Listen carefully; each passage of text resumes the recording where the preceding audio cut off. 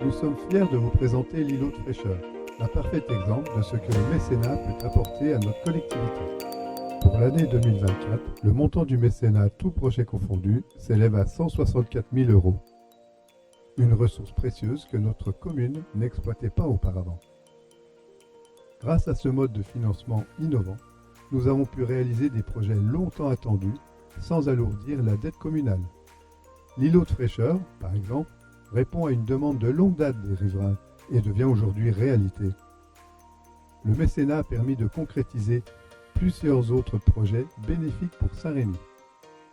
Le City Stade, précurseur en matière de mécénat, il offre aux enfants du quartier un espace de convivialité proche de chez eux, tout en embellissant le quartier. Place à l'hiver, cet événement hivernal, rendu possible grâce à un partenariat, permettra aux Sanrémois de profiter d'une patinoire éco-responsable dont l'entrée sera offerte à tous les écoliers sanrémois et leurs familles.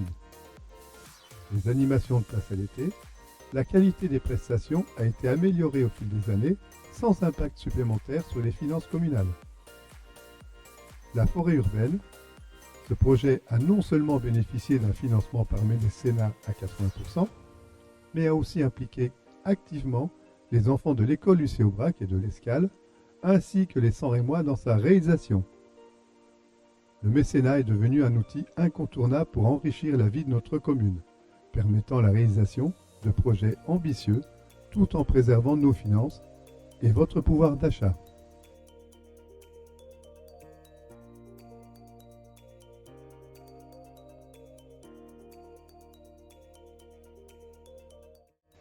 J'ai choisi aujourd'hui de vous parler avec une immense fierté de notre projet porteur d'avenir, la plantation de notre forêt urbaine à Causet. Cette initiative va permettre de créer un véritable refuge de biodiversité, offrant des habitats précieux pour la faune et la flore locale. Elle agirait également pour le climat, en apportant des îlots de fraîcheur et en capturant du carbone, un pas concret vers une ville plus durable. En collaboration avec l'école Lucie Aubrac, l'Escale, ainsi qu'avec des Sanrémois, les séquences pédagogiques menées par un ingénieur agronome de Biforest ont sensibilisé nos jeunes générations à l'importance de la nature et surtout à celle de planter et préserver des forêts. Ces actions éducatives renforcent l'avenir écologique de notre territoire. Plusieurs milliers d'arbres auront été plantés selon la méthode Miyawaki grâce à ce projet. Au-delà de l'environnement, cette forêt va améliorer notre cadre de vie, renforcer des liens sociaux et deviendra un lieu d'échange pour tous. Nous tenons à remercier chaleureusement nos financeurs ainsi que tous les citoyens et les enfants mobilisés pour leur implication exemplaire. Ensemble, nous avons démontré que chaque arbre planté est une graine d'espoir pour les générations futures. Je vous souhaite à toutes et à tous une très belle année 2025.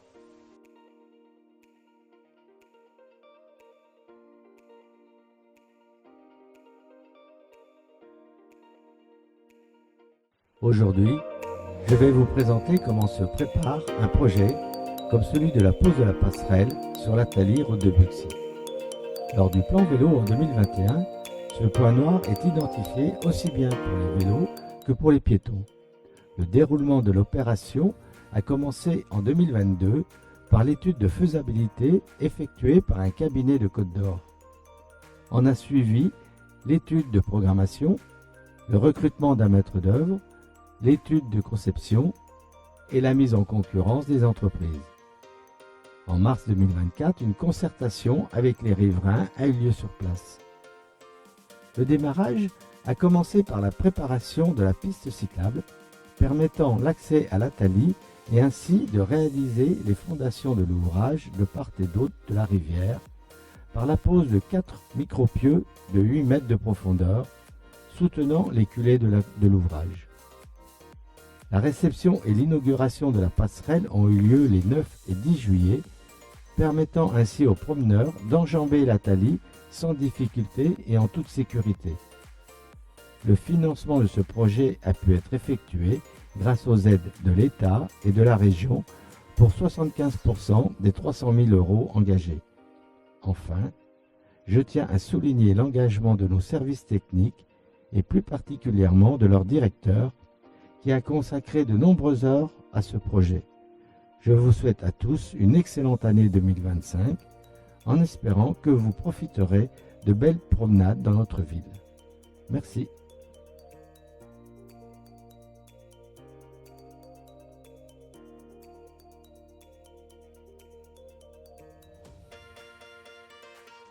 La présentation de la plaquette des loisirs tout public est un événement important dans la vie de nos familles et seniors. Elle a lieu 2 fois par an, en janvier et en septembre.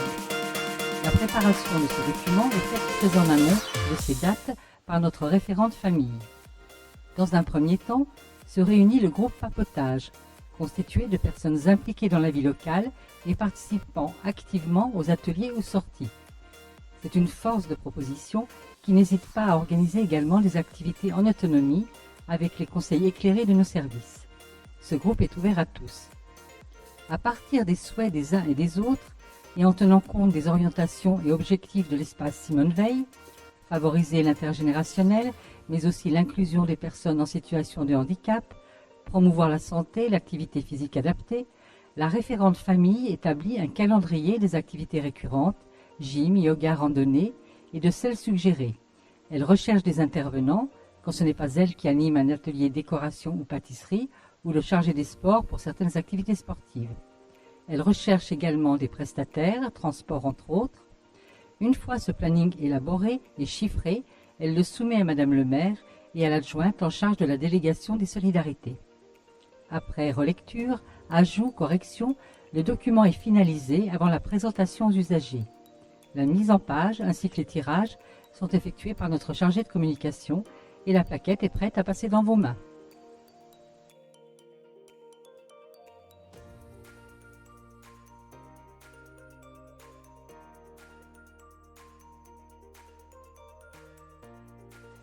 Le savoir rouler à vélo, SRAV. Notre plan vélo vise à inscrire durablement le vélo dans les habitudes de déplacement des sans-vélos. Ce projet ne se limite pas à la création d'infrastructures cyclables, mais comprend également des initiatives éducatives comme le programme Savoir rouler à vélo. Une des nombreuses animations et actions de sensibilisation mises en place tout au long de l'année pour encourager une pratique sécurisée du vélo à Saint-Rémy.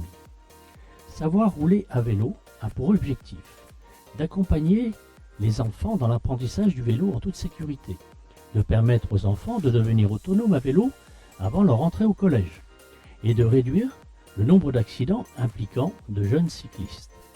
Il permet ainsi de renforcer la sécurité routière pour les jeunes cyclistes, développer l'autonomie et la confiance des enfants, promouvoir une coexistence harmonieuse entre tous les usagers de la route et enfin d'encourager une mobilité plus durable et respectueuse de l'environnement.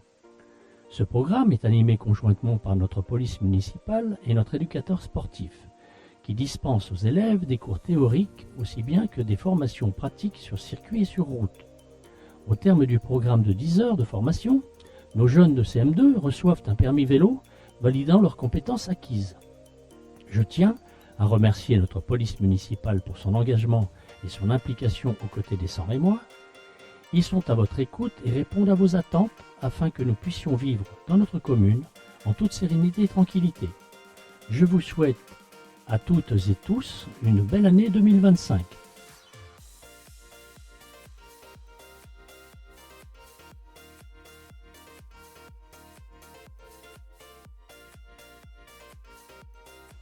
Je vais vous parler du projet réalisé par le Conseil municipal des jeunes, l'équipe d'animation de l'Escale et les services techniques afin de répondre aux attentes des jeunes. Il s'agit de la création d'un espace jeune baptisé Oxygène qui est accessible à partir de 10 ans chaque mercredi ainsi que pendant les vacances scolaires avec une offre riche en activités ludiques et éducatives sous la responsabilité des animateurs de l'Escale.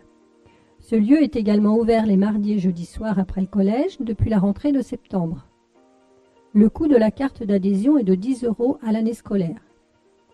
Ce local, à l'espace Paul Bert, rue Roger Gauthier, en cohabitation avec le club de basket Sans-Rémois, est idéalement situé sur la commune, à proximité des écoles, du collège, du gymnase, des terrains de sport, du parc Comtesse Keller et de l'Escale. Ce projet a été réalisé en 2 étapes. L'achat du mobilier et l'ouverture provisoire du local au dernier trimestre 2023, suivi des travaux de rénovation durant l'année 2024. Le Conseil municipal des jeunes s'est pleinement investi dans le choix du local, le nom et le logo, le choix du mobilier, la rédaction du règlement intérieur, le choix de la décoration dont une partie a été réalisée par leurs soins. Je remercie la CAF pour son soutien financier, les services techniques de la commune pour la réalisation des travaux aux côtés d'entreprises sanrémoises, le service enfance-jeunesse et bien sûr les jeunes du CMJ. Il me reste à vous souhaiter une excellente année 2025.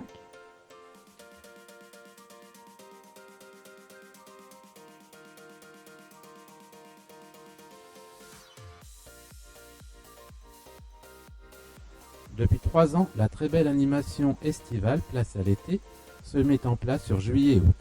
Mais pour cela, elle se prépare longtemps en amont dès l'hiver.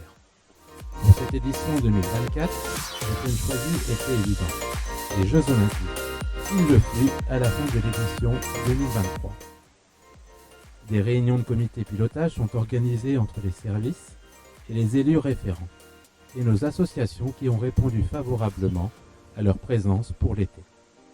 Ainsi, dans la pure tradition antique, nous avons recherché, étudié, préparé, organisé des stands culturels avec des prestataires ou agents de la mairie. Comme par exemple des ateliers composition florale, création flambeau olympique, drapeaux, anneaux, fresques, création mini baby-foot, pompons, peinture naturelle et galets. En plus des animations sportives traditionnelles, nous avons souhaité mettre en place et sensibiliser notre public sur le handisport. Basket fauteuil, boccia, doorball, parcours à l'aveugle, handi-dessin. Une véritable organisation et recherche avant tout pour aboutir au succès de l'édition 2024 avec plus de 1500 participations de votre part, sans compter nos soirées. Malgré l'euphorie que nous ont apporté nos sportifs tricolores, vous avez répondu présent une fois de plus. Soyez-en remerciés. Tous mes meilleurs vœux au monde associatif et vous, mesdames, messieurs, pour cette nouvelle année qui s'offre à vous. Merci.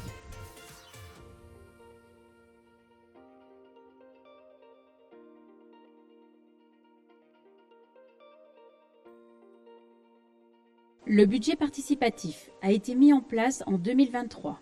Il est composé de 3 phases. Le dépôt des projets, il faut avoir plus de 16 ans et proposer un projet d'intérêt général entre juin et fin août. Les projets reçus sont ensuite analysés par la commission du budget participatif, dont font partie des élus du conseil municipal, de la majorité et de la minorité. Ensuite, en novembre, les projets sélectionnés par la commission sont soumis au vote des Sanrémois dans les différents accueils de la ville ou lors des réunions de quartier. Au final, la commission dépouille les votes et annonce les projets retenus. En 2023, c'était le rucher pédagogique au complexe Michael Jérémiaz et la mise en peinture artistique des transformateurs qui ont été plébiscités. 4 projets ont été soumis au vote à l'automne 2024. Après dépouillement, 3 vont être réalisés. Le verger du hameau du château, avec la création d'un terrain de pétanque, embellissement d'un transformateur électrique et plantation d'arbres fruitiers dans le lotissement. Ce projet vise à redynamiser ce quartier en favorisant le vivre ensemble. Les nichoirs anti-moustiques, avec la mise en place d'abris pour hirondelles, mésanges et chauves-souris, afin qu'ils s'installent durablement sur la commune. Ces animaux permettront une démoustication naturelle tout en renforçant la biodiversité. Et le 3e projet, les boîtes à lire pour enfants, qui consiste à installer des boîtes à lire à hauteur d'enfant à l'entrée des écoles de la commune, une belle façon d'encourager le partage, la lecture et le recyclage des livres. Ces projets seront réalisés en 2025.